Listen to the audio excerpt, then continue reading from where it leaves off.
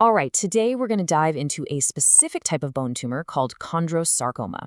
We're going to break down what it is, who it tends to affect, and most importantly, the key clues doctors look for to figure out what's going on. It so often starts with something you might just brush off, a dull, persistent ache deep in a bone. But when that ache finally gets you to an x-ray, what are the doctors actually seeing on that film? That's the journey we're taking today. So, first things first, let's get right to it. What exactly is chondrosarcoma? Okay, so in simple terms, it's a cancerous tumor that grows from the very cells that make cartilage.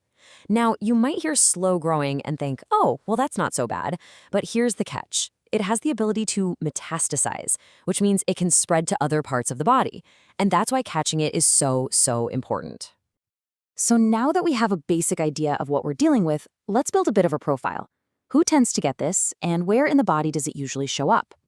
This really paints a clear picture, doesn't it?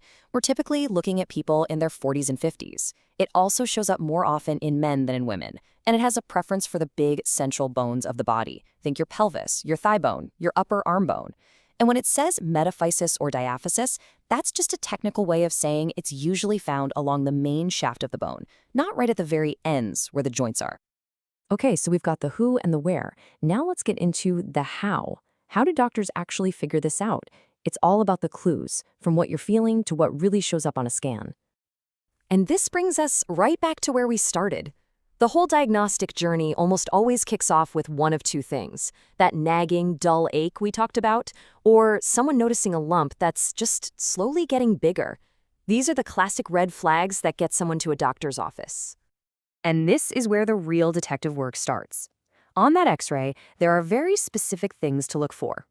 Radiolucent lesion is just a fancy term for a dark spot where the tumor is eating away at the bone. Expansile means it looks like it's pushing the bone outward from the inside. Then there's endostele scalloping, and that's a huge tell. It literally looks like the tumor is carving out little scoops from the inner surface of the bone. And then you've got these distinctive calcifications. We had to give this term its own slide because it's just so visual. Popcorn calcification. I mean, it's the perfect description. Radiologists see these little fluffy-looking flecks of calcium scattered inside the tumor. And that pattern is a classic signature, a real giveaway that they're likely looking at a cartilage tumor. So, once all these radiological clues point to chondrosarcoma, and it's confirmed with a biopsy, what's the game plan? What's the path forward for treatment? When it comes to treatment, the approach is very direct. Surgery is the #1 choice. The primary goal is to get in there and remove the entire tumor. But hold on, because that's not the whole story. Some of these tumors don't just appear out of thin air. They have a different origin story altogether. These are called secondary chondrosarcomas. So, secondary is just a way of saying that the cancer grew from something that was already there, a pre-existing, benign, or non-cancerous cartilage growth. Think of it like a harmless mole that, over time, transforms into something malignant. And this right here is why that origin story is absolutely critical. Just look at how the risk of that benign spot turning into cancer changes. If you have just one benign growth, the risk is pretty low, maybe around 2%.